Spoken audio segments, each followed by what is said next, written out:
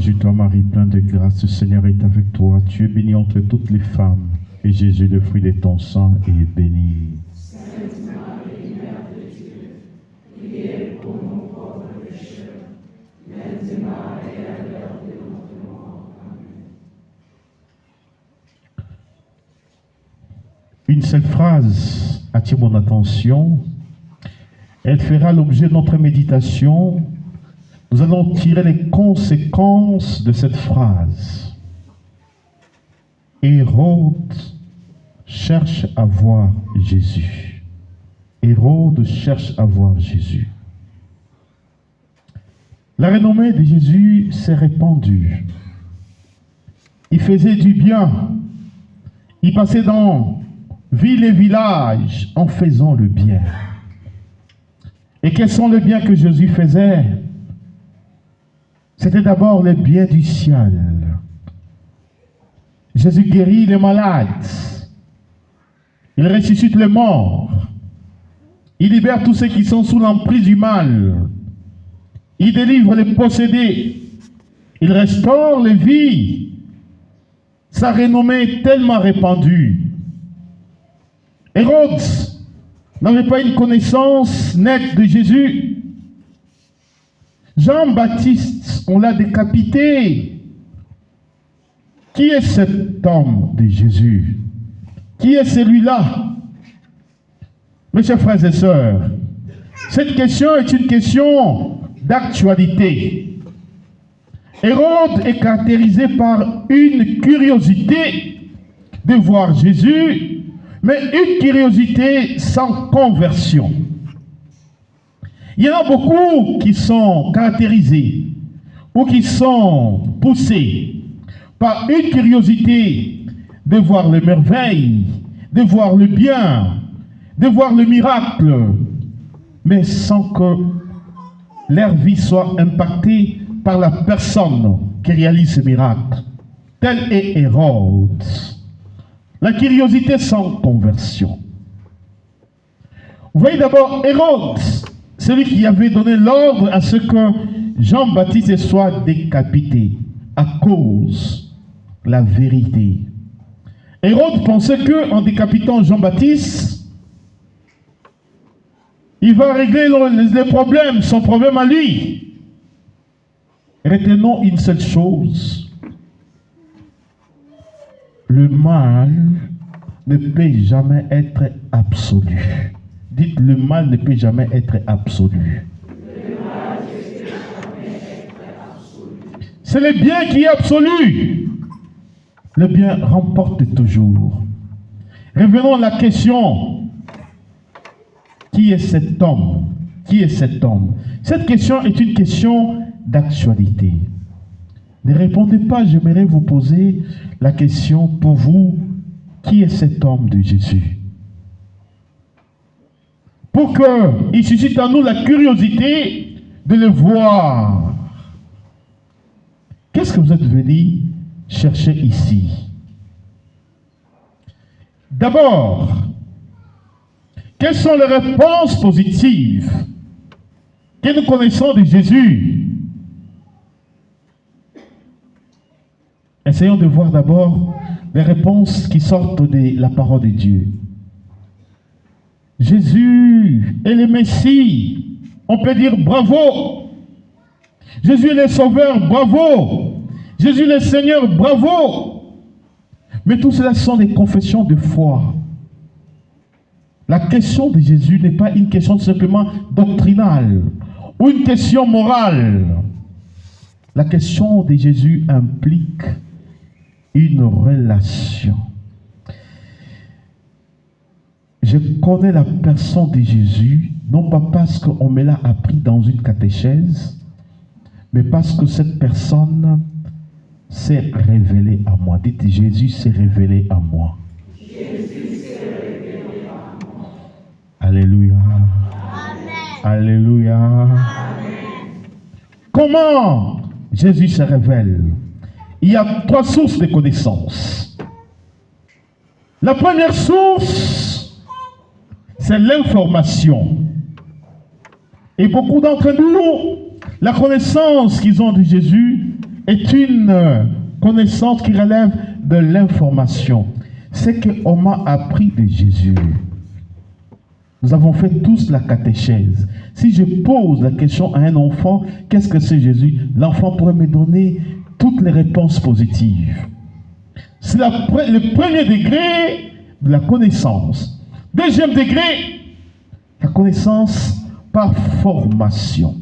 Les apôtres, pour connaître Jésus, ils se sont mis à son école. Jésus a commencé donc à former les apôtres. Deuxième degré de connaissance. Mais le troisième degré, c'est là où je vais nous voulons tendre la révélation. Cette révélation, c'est Jésus qui se donne à une âme. Jésus qui se livre. Jésus qui entretient une relation tout à fait particulière avec chacun d'entre nous. Et quand il se donne une auto-donation, et nous entrons maintenant dans une véritable relation avec la personne de Jésus. Sans cette relation, ma vie ne peut jamais changer.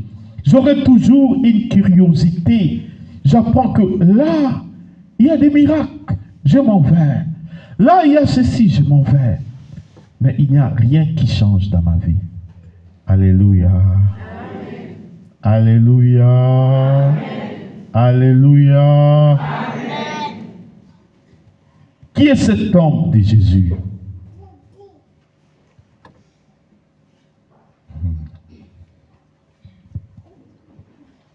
Comment vous avez connu le Christ? Comment vous l'avez connu? Ne répondez pas. Hein? Je pose une question. Comment vous l'avez connu?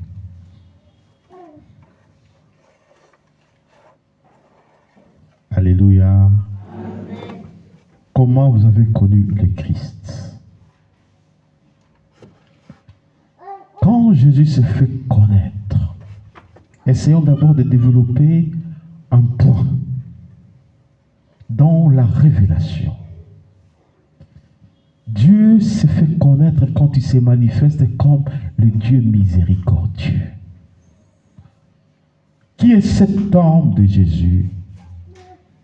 Il est celui qui se définit comme l'agneau de Dieu.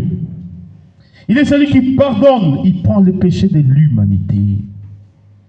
Quand je goûte au pardon de Jésus, je peux connaître. Vous savez, mes chers frères et sœurs, quand Marie-Madeleine a bénéficié du pardon de Jésus, elle ne voulait jamais abandonner le Christ. Elle a suivi, elle a suivi, elle a suivi.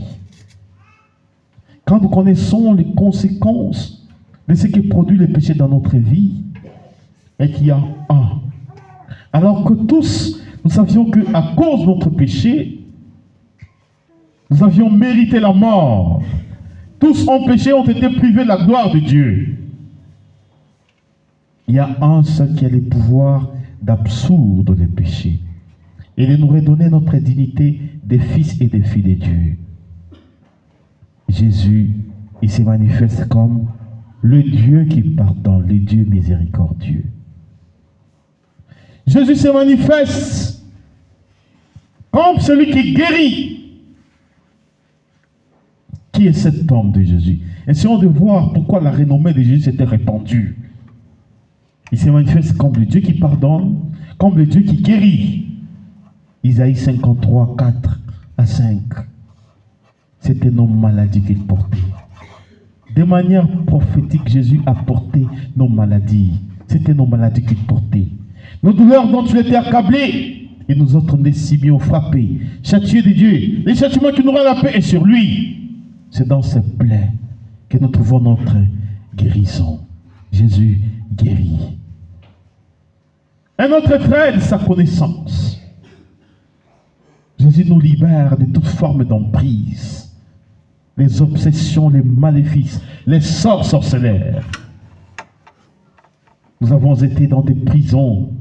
Il est venu, il a brisé les portes et nous sommes sortis victorieux. Un autre trait. Jésus se manifeste comme le Rédempteur. J'étais poussière, j'étais mort. Il m'a donné la vie. Qui est cet homme de Jésus?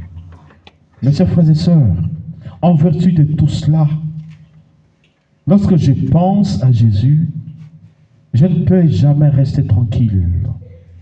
Qu'est-ce que je pourrais faire en retour pour tous les biens qu'il m'a fait? Psaume 115, verset 12. Que rendrai-je au Seigneur pour tous les biens qu'il m'a fait? Je lèverai la coupe du salut et j'invoquerai les noms du Seigneur. Quand je commence à voir les bienfaits du Seigneur dans ma vie, je ne peux jamais rester indifférent. Mon cœur débordera toujours d'actions de grâce, de reconnaissance de ses bienfaits. Dans ma bouche, il y aura toujours un chant de louange. Qui est cet homme de Jésus?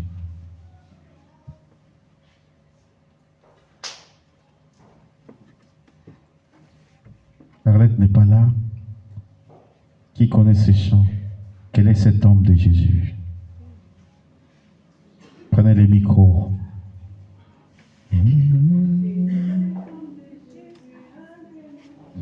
Voilà, alors.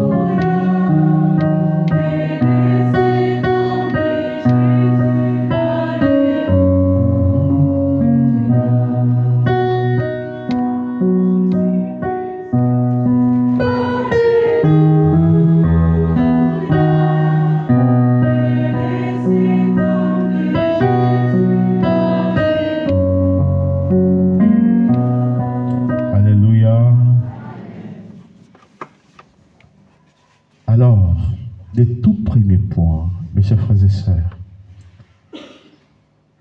quel est cet homme de Jésus? Ce n'est pas simplement quelqu'un qui agit de manière extérieure. C'est cet homme que j'accueille. Il devient mon ami. Je suis en lui, il est en moi. Je ne vis que de lui. Je me nourris de sa parole. Je deviens le sacrement vivant de sa présence. Et partout où je passe, il y a des signes qui manifestent que Jésus est en moi. Je répands l'odeur de sa connaissance. Il y a des odeurs de sainteté, mais il y a aussi des odeurs de saleté, d'impureté. Mais quand l'homme de Jésus est au-dedans de moi, mes chers frères et sœurs, ma vie ne peut pas rester comme elle était. Tout change. Ma pensée change. Mes paroles changent. Ma façon de voir les choses change. Il n'y a pas de véritable chrétien aujourd'hui. La vie chrétienne ne se limite pas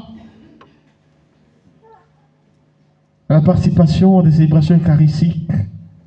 La vie chrétienne, c'est mon témoignage de vie partout où je suis. Il faut que les gens disent, c'est en Antioche que les adhérents au Christ ont été reconnus comme le chrétien, le porteur du Christ.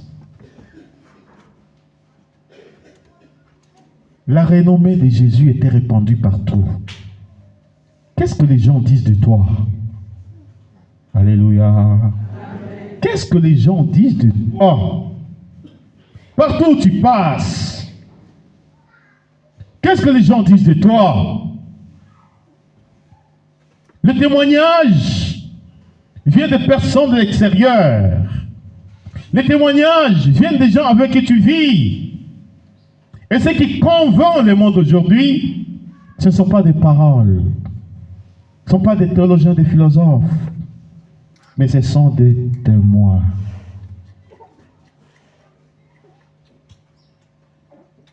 Alléluia. Amen. Nous devons revoir notre vie chrétienne.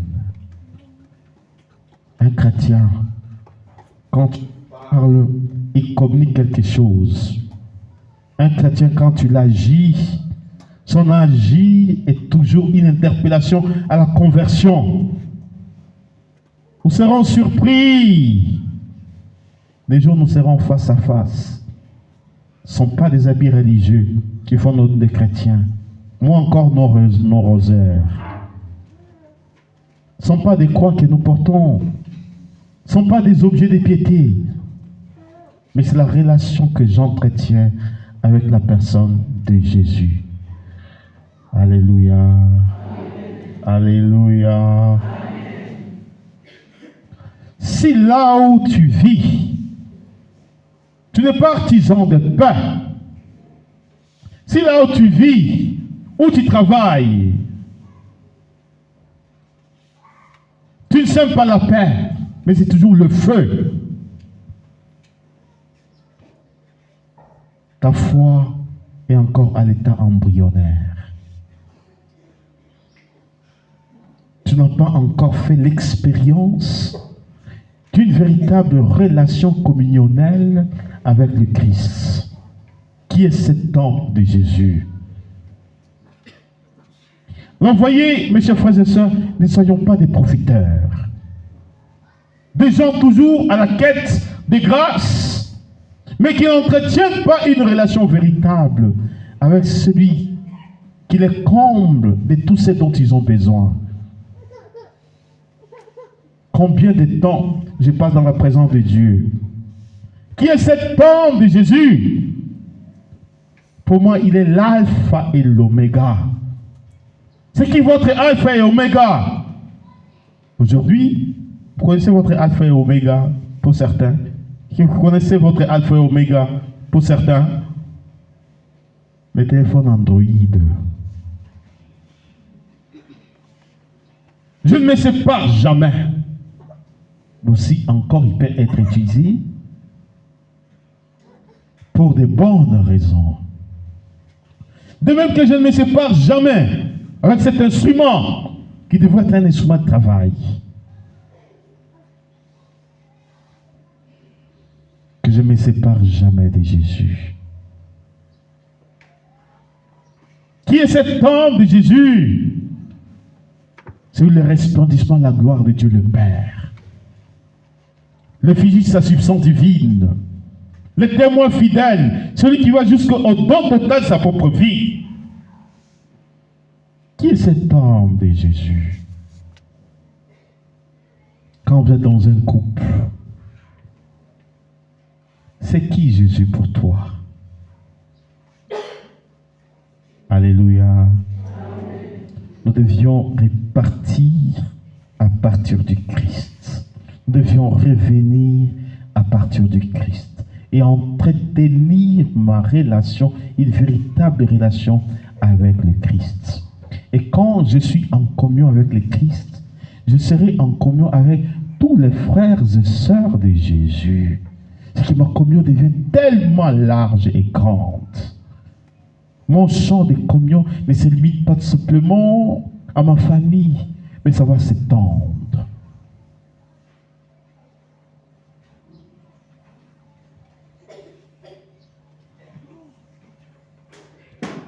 Qui est cet homme de Jésus pour toi? Alléluia. Amen. Quand je le reçois, comme conséquence, je deviens un être béni. Et cette bénédiction, c'est le bien que je veux répandre partout. Quand je le reçois, le Seigneur me fait entrer dans le bonheur. Et le bonheur, ce n'est pas d'abord un bonheur matériel, c'est jouir la présence de Dieu en tout et pour tout.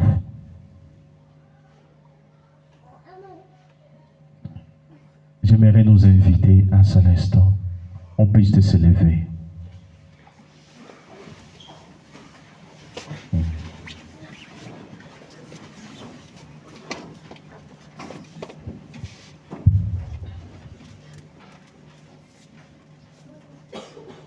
Tu peux lever les mains, lève les mains, balance les mains, signe de la victoire de notre Seigneur Jésus-Christ. Baisse tes mains. Ferme les yeux. Pose-toi la question. Quel est cet homme de Jésus pour toi? Regarde comment tu entretiens la relation avec lui. Autant de fois que tu l'as trahi. Autant de fois qu'il a frappé à ta porte. Comme ce mendiant d'amour, tu ne lui as pas ouvert. Regarde cet homme de Jésus. Il est saint. Tu as été condamné. Mais il est venu pour lever la condamnation. Par le péché, tu as contracté toutes les dettes qu'elle était condamnée. Il a payé, il a séduit la dette qui t'était contraire. En supprimant toutes tes dettes aux ordonnances légales. Il les a entraînées dans son cortège triomphal. Qui est cet homme de Jésus pour toi? Tu ne le connais pas encore parce que tu pries, tu te dis, il n'entend pas mes prières. Autant de fois que tu lui as demandé des choses, tu vois que tu reçois toujours des réponses négatives. C'est que toi tu considères comme négatif. C'est positif pour lui.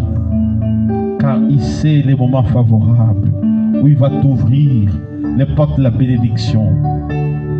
Qui est cet homme de Jésus pour toi? Il y a toutes les épreuves que tu as traversées. Parfois tu te dis, où est-il? Où est-il? Oh, tu cherches des solutions simplistes. Tu veux aller consulter les féticheurs, les marabouts, les sorciers. Mais l'homme de Jésus, il est là. Il attend que tu reviennes sincèrement, que tu puisses te repentir. Qui est cet homme de Jésus pour toi? Regarde d'où tu viens, ce que tu étais et ce que tu es aujourd'hui. Celui qui t'accorde les souffles de vie. Et il te dit, je veux que tu vives. Il te dit, je veux que tu guérisses. Il te dit, je veux que tu sois libéré. Qui est cet homme de Jésus pour toi? Les gens t'ont chargé de condamnation, de jugement. Lui ne juge personne, il ne condamne personne. Il veut la vérité au fond de toute âme. Quel est cet homme de Jésus? Il est entré dans ta vie pour changer ta situation. Et maintenant, regarde comment il a mis la main sur toi. Il conduit ton histoire. Il est au cœur de ton histoire. Il veut maintenant, aujourd'hui, que tu lui dises oui pour qu'il entreprenne une nouvelle relation avec toi. Quel est cet homme de Jésus? Renonce à ce que tu prétends comme bonheur. Renonce à tes actes pécamineux, à tes pratiques mauvaises. Tu goûteras sa miséricorde. Sors de la médiocrité, de la torpeur. Entre dans une véritable relation filiale.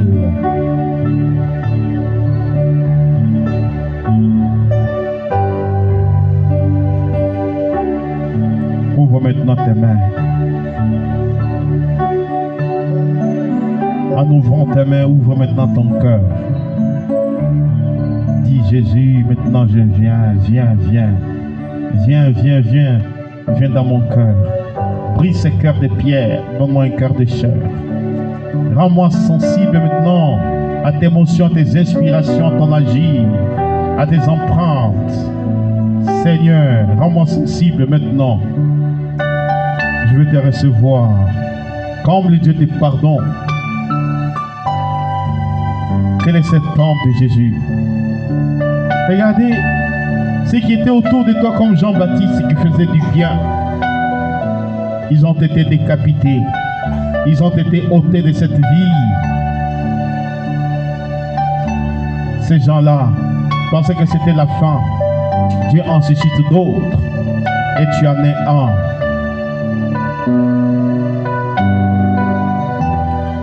Maintenant, j'aimerais que tu pries pour demander que Jésus te fasse entrer dans une nouvelle relation. Prie comme tu n'as jamais prié. Prie avec toute la foi qui t'habite. Désire Jésus et dis-lui que Seigneur, je vais te recevoir. Je sais qu'à tel âge, tu m'as fait parler, tu m'as fait tellement aimer, je t'ai manifesté. J'étais convaincu que tu es là. Aujourd'hui, maintenant, je vais entreprendre une nouvelle relation avec toi. Prie maintenant, prie comme tu n'as jamais prié. Oh Jésus,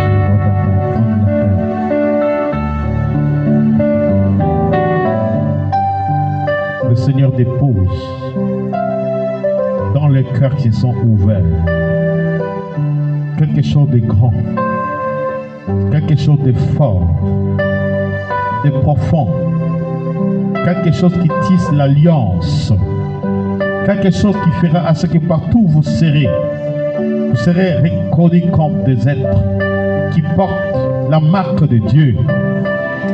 Il vous scelle de sa présence pour que les forces du mal ne puissent jamais avoir de l'emprise sur vous. Qui est cet homme de Jésus? C'est celui-là qui pose sa main sur vous et vous marque de ses empreintes divines.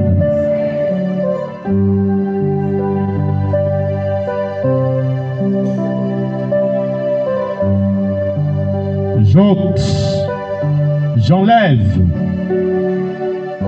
les marques de la bête, de Satan. J'enlève. Tu ne seras pas reconnu comme la personne marquée par les empreintes sataniques. Je les enlève. Ces sceaux qu'ils ont posés sur toi, je l'enlève dans la puissance de mon Esprit Saint.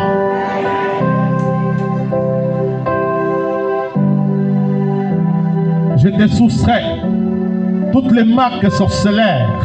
Je les brise dans le nom de Jésus.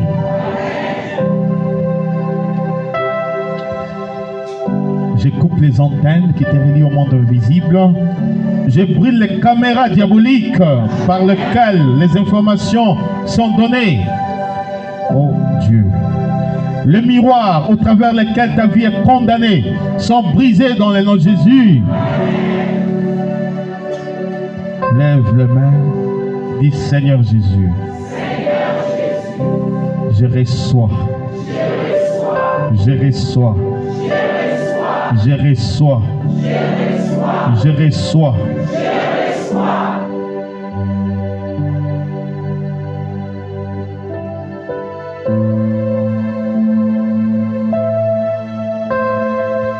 Et que Dieu Tout-Puissant vous bénisse au nom du Père et du Fils et du Saint-Esprit.